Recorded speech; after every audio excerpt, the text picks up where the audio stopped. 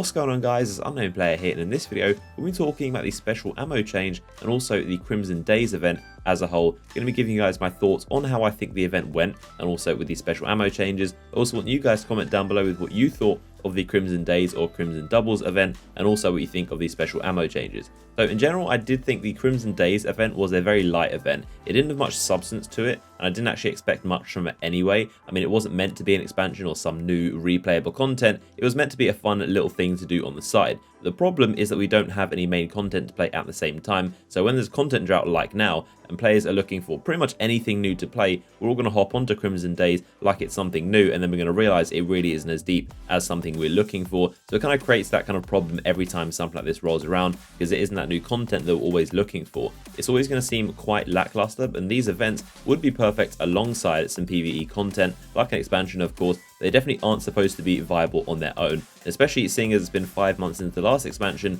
It is going to be seen very, very small compared to what we've been used to. So I quite like the idea of the event as a whole, and Crimson Doubles I thought played very, very well. I think Doubles is a really fun mode to play. It's really good to just go in with one other person and you can keep control of everything. I've never played too much of Doubles in Destiny, so this is pretty much my first experience of it, and I really, really enjoyed it. I think the buff works exactly how it's supposed to, and it works really, really well. I'm happy with the Heartbroken buff, and I think it works exactly how it should be. I did think it would be a lot more powerful than it actually turned out to be, because they mentioned the idea of like carrying a really bad teammate, and if they die, then that's just going to make you more powerful and give you a good chance to kill the remaining 2 enemies. But in reality, it's simply just a defensive buff and lets you be really evasive in all honesty. It gives you max armor, recovery, and agility, and also weapon handling, so it pretty much allows you to run far away. It's not something that's going to give you super health and you can just tank all the enemies. It's simply something you can run far away and possibly get your reloads done and maybe get some snipes on the enemies and kind of be a little more tactical. With the buff, you can also just like take a load of damage and then run away, and like in a second you'll have all your health back. It makes it really, really difficult to kill someone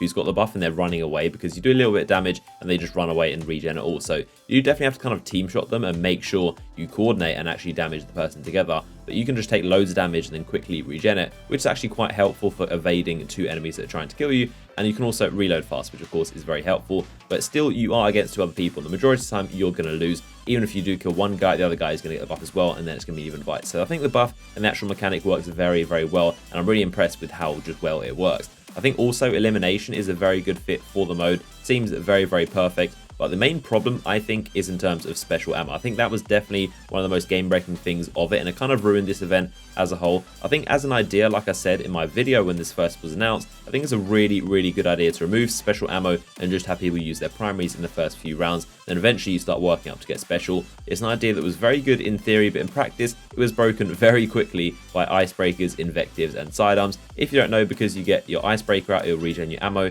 That'll give you full magazine, and you switch to a sniper you don't have ammo for, and it will give you ammo because you already have that special ammo in that slot. It's definitely not glitching or cheating or doing anything like harmful to the game, but it's definitely something that Bungie did not intend to happen. It was a bit of an oversight. They didn't really think about that, and they didn't realize that a lot of people would use this tactic. It's a bit of a cheap tactic in my opinion. It definitely creates a very, very broken situation, because before everyone had special ammo, it was an even playing field. Whereas now, only the dedicated people that want to win super, super bad and know the exploit will have special ammo, and that's definitely a broken situation. And everyone else who doesn't want to do the exploit or doesn't know how to do it, they aren't going to have special ammo, and they're going to be at a massive, massive disadvantage. And I'll run forward with my primary weapon, thinking that they shouldn't have snipers, but they actually have an icebreaker, and I get sniped in the face. So definitely a very, very broken situation, and I think it needs to be either everyone has special or nobody has special, and not this kind of in-between we're at right now, where only the super tryhard do anything to win kind of people will have special ammo, and then everyone else pretty much won't. I'm not actually too sure if it's possible to fix the getting ammo from an icebreaker thing, to be honest. It seems like it's a core part of the game and how it gives you ammo when switching weapons, so it's probably a lot more complicated than you think to actually fix it. And I'd be interested to see what they actually do about it. I was actually surprised to see so many people use the icebreaker exploit in Crimson Doubles, but there's literally like nothing on the line, not even like a lighthouse chest in Trials. It seemed the most competitive mode I've ever played in PvP, and that was definitely made worse by skill-based matchmaking, which was incredibly strong in this mode. And I had one day where my first 13 matches, they all went 5-4 or 4-5 as the final score. as in every single game went to sudden death, match point, and those are really, really close games. I don't personally find that fun, especially in a light-hearted mode that's supposed to be Crimson Doubles, which is supposed to be something casual, but it literally felt like I was competing in a World Championship tournament with like $1 million on the line with very skilled people that would use pretty much any tactic to try and win by any means necessary, including Thorn, including Icebreaker and camping and all that kind of stuff. So in that way, it definitely felt a lot more competitive than it was supposed to be, and something that could easily be fixed by massively reducing skill-based matchmaking, which I've already talked about and Bungie are working on, which is a good thing. So in summary, I think Crimson Doubles a very good mode, a very good event. Wasn't supposed to be something massive, but it was something small and cool, and I think it worked very well, except for the two things that kind of broke it, which was skill-based matchmaking and also the special ammo change. So hopefully all the future events will be made a little bit better, because they do know all this, they've been taking feedback, and I'm sure they're going to try and fix this and make the future events even better. So hopefully you've enjoyed this video, and let me know your thoughts in the comment section. Drop a like rating on the video if you enjoyed it, and I'll see you guys in the next video.